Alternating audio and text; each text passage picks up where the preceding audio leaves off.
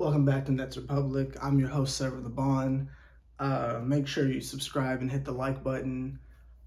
I am not addressing you as Sever the Bond, the content creator, not Sever the Bond, the rapper, singer, director, all that. I am just coming at you as just me. No gimmicks, no trolling, no nothing. Not playing a character this morning. I'm just here to talk to y'all and just be as real as humanly possible. Maybe Nets Republic might not sign off on this course of action, but I have to be as real as possible. The Nets are cooked. I don't see us getting out of this one. We've painted ourselves into a corner in the past, but this is one of the most terrible examples, and I don't think there's any way out of it. Last night, we lost to the Milwaukee Bucks. We had the lead on them for a good bit of time, and then the fourth quarter rolls around, and the Bucks made a little bit of a push, and they took the lead. That is what happens in NBA games. Teams come in, and they'll, make runs and stuff. You just have to respond to them. In the beginning of the fourth quarter, the Nets proceeded to take, I believe the stat was 11 threes in a row and miss every single one of them. And we've heard Jacques Vaughn saying that he wants us to up the attempts of threes. And this was a part of his design. And we don't have the necessary pieces to still play that way. Like, Kyrie's not here anymore. Kevin Durant's not here anymore. You don't have the necessary pieces to have that type of mentality of just start pulling from half court. And even if you want to say we do have three-point shooters, well, you don't play them. Jacques Vaughn is talking about making his rotation go from 9 to 8. If you want more three-point shooting, you shouldn't have Finney Smith taking half of the attempts in a stretch. We've discussed since the trade happened, that man couldn't throw a rock at the ground and miss. But they are constantly kicking the ball out to Finney Smith. When you got Seth Curry on the bench barely getting any minutes, and yes, he'll get cooked on defense, but you have to have an offensive scheme that goes with the players you have. I can't believe I'm about to defend Joe Harris, but I kind of have to. People were throwing him down the stairs last night, but it's like, if they're not going to feature him in the way he's accustomed to getting his shots, what do you expect? I saw that man try to take someone off the dribble and pull up. That's not his game. He's catch and shoot. We all know that. And the occasional layup that will most likely get blocked.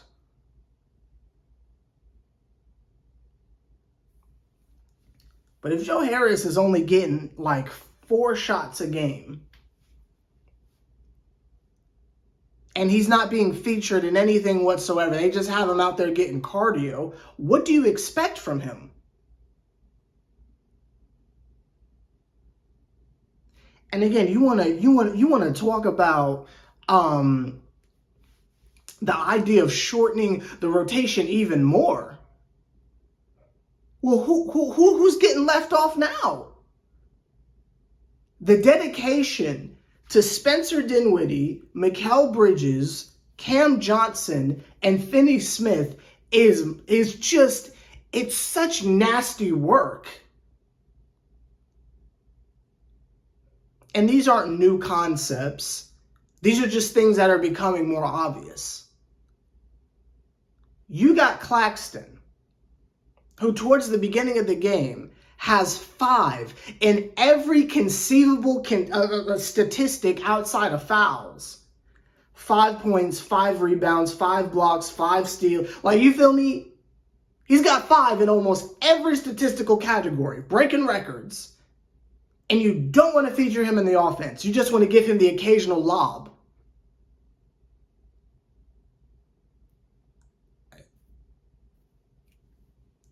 I don't get it. I don't get it. And, Mikal had 30-something. But a 30-piece from Mikal and a 30-piece from Kyrie or Kevin are two completely different 30s. And I think we all know that. Some people would try to point to, oh, Cam Thomas played horrible. Well, look at what Cam Thomas has to work with. And again, I'm not agenda pushing with y'all. I'm really just having a genuine conversation here. If Cam Thomas is coming off the bench and he knows he's got like maybe 5 or 10 shots to work with, right? Because that's basketball. Like that's really how it goes out there. You're coming off the bench, you know you have a certain amount of shots. There's no plays being run for you, and this is specifically under the Jacques Vaughn regime / Steve Nash regime, but you know there's no plays being drawn up for you. You just know you can shoot the ball 10 times. Cam is going out there as a last resort, having to ISO his way to buckets against the Milwaukee Bucks. I don't think that's fair to Cam Thomas. I don't think that's fair in the slightest to that man. Someone who should not only have the green light, but someone who should have offense curated for him.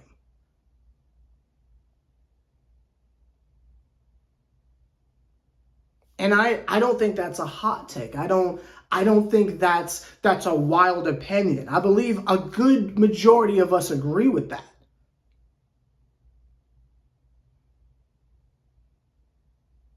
Seeing Royce O'Neal, who was our starting power forward,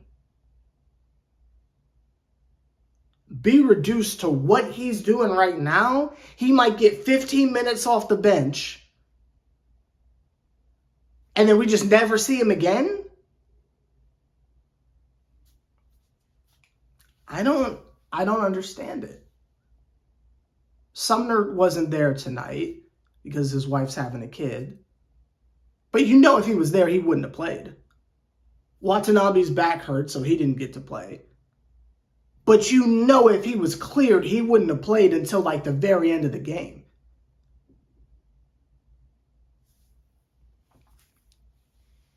Duke Jr. immediately checks into the game towards the end of it, when we had completely given up and both teams had their benches out there. And Duke Jr. immediately starts producing. Like, I don't know if it's just a stubbornness. I don't know if he's just following orders from management. But there's just no way the same Jacques Vaughn, who looked at the same roster minus 4 players, says, thank you for your contributions, have a seat on the bench, let's go Brooklyn Bridges. Like, there's just no way the exact same coach has given up on the rest of the team like this. Let's look at the minutes played for a second.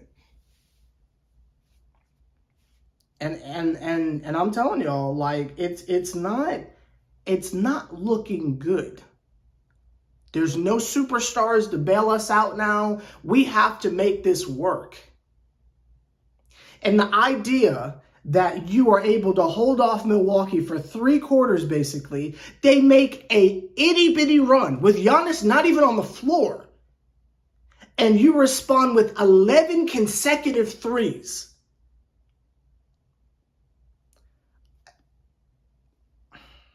Let's see. Let's go to this box score. Let's look at the minutes. Mikal Bridges played 36. Spencer Dinwiddie played 34. Finney-Smith played 29. Cam Johnson played 29. Claxton played 30. We all know I have no issue with how many minutes Claxton is playing. That's perfectly fine. I think it should be more, honestly. Seth Curry. Now, again, you want them to attempt more threes, and you have Seth Curry playing 5 minutes. You want them to attempt more threes, and Seth Curry got a chance to put up 1 layup attempt, or maybe it was a mid-range, I can't remember, but no 3 attempts. He was out there for 5 minutes. Duke Jr. received 4 minutes. Joe Harris received 6 minutes. And his official stat line is 0 for 2. You're telling me Joe Harris was only given an opportunity to score 2 times and rewarded with 6 minutes. Royce O'Neal got 27, so that's fine. I'll take it. Didn't really shoot the best, but I mean, he still got 6 rebounds and an assist. I'll take it. Day'Ron Sharpe got 7 minutes. God. So really, again, if we're breaking down who got actual minutes, that's Mikal Bridges, Claxton, Dinwiddie, Finney-Smith, Cam Johnson, Royce O'Neal. So that's really a rotation of 6. Because everyone else clocked in 5 minutes, 4 minutes, 6 minutes, 4 minutes. So really, 6 people played.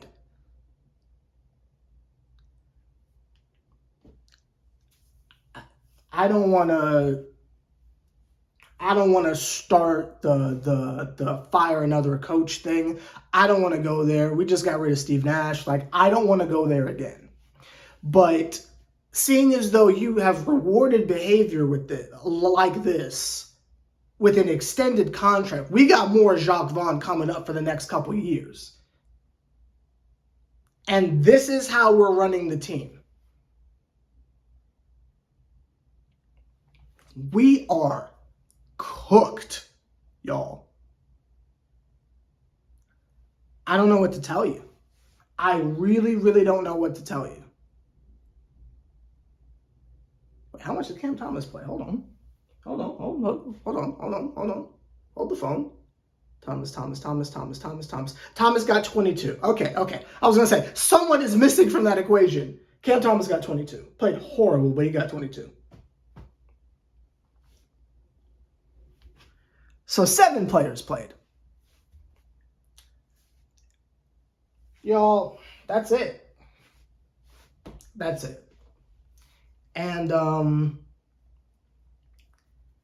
I don't see them recovering from this. I don't see Jacques Vaughn at any point, saying that the strategy we're working with is not working. He still keeps trotting out the same lineup with the same rotations, with the same style of play, and expecting a different result. It's not working. And we are just falling down the standings again. I think mathematically it's impossible to be out of the playoff picture at this point, but we'll definitely be in the play-in. And I don't see us getting past one of those play-in teams. I just don't see it. And if we're lucky enough to make it past the play-in and we get like one of those bottom seeds in the playoffs, we're going to get annihilated in the first round. Which, I mean, was the case when we had Kyrie and Kevin Durant anyway, but it's going to be even worse. Whereas the Celtics sweep last year was 4 competitive losses, we are going to get blown out.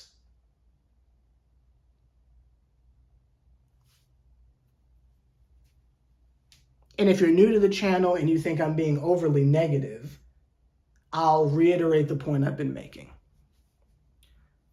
I feel like the team should be literally constructed around Cam Thomas and Claxton. Those are 2 generational talents that we are just letting waste away. Claxton should have a much bigger role than what he has. I think we're treating him like Clint Capella, and he can be so much more. And we all know that. We just saw it this year. We know he can be more than that. With Cam Thomas, man, I mean, just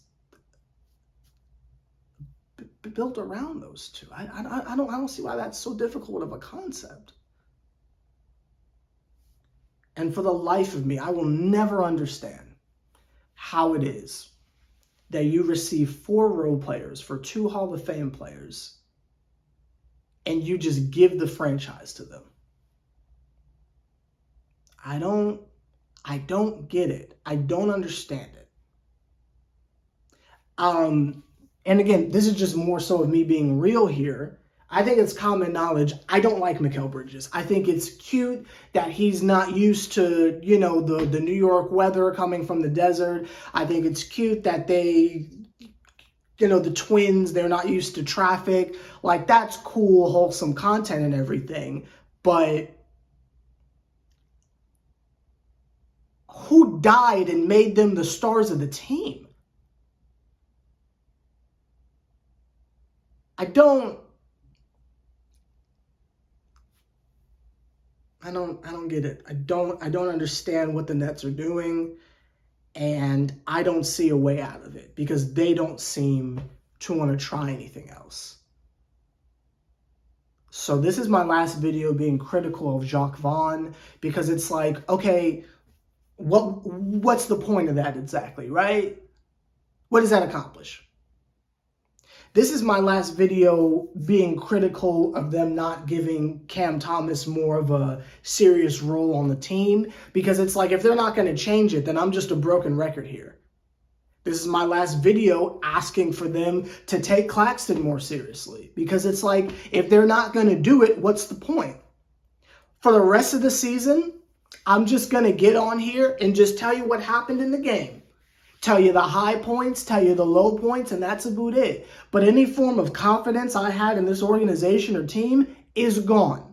How we dig ourselves out of this hole, I don't know. But we are back to being trash, ladies and gentlemen, and everyone else. And I don't see a light at the end of the tunnel, because the Nets don't seem to want to find a light at the end of the tunnel. And when they decide they want to make some type of change, they want to actually take things seriously, take games seriously, then come find me. But until then, I'm not wasting my energy speculating and trying to think of plans for us to get to greener pastures if they're not even going to take it seriously. You want to have a rotation of 7 players and have Finney Smith. Let's just look at his 3-point attempts real quick, because it's just disgusting. It really is. Finney Smith attempted 5 threes. He gets to shoot 5 times from 3, but Joe Harris gets 2 shots total, and Seth Curry doesn't even get a 3-point attempt.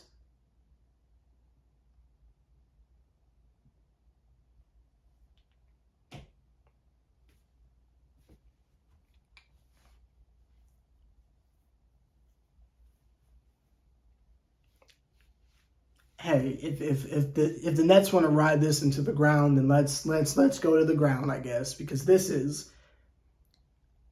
these are really dark times we're in store for. And unfortunately, the Knicks are going to destroy us tomorrow, and we're going to have to deal with their fan base again. But, this is just where we are. This is just where we are, I guess. Now, the question does come up: if we do beat the Knicks tonight, does my opinion change on the team? No, not in the slightest. The only way my opinion will change, and for me to feel optimistic, is if Claxton receives more of a pronounced role, and if Cam Thomas receives more of a pronounced role with plays being run for him. But if we're just going to keep living and dying by Finney Smith, Mikal Bridges, Cam Johnson, and Spencer Dinwiddie, you're not getting a lick of positivity out of me.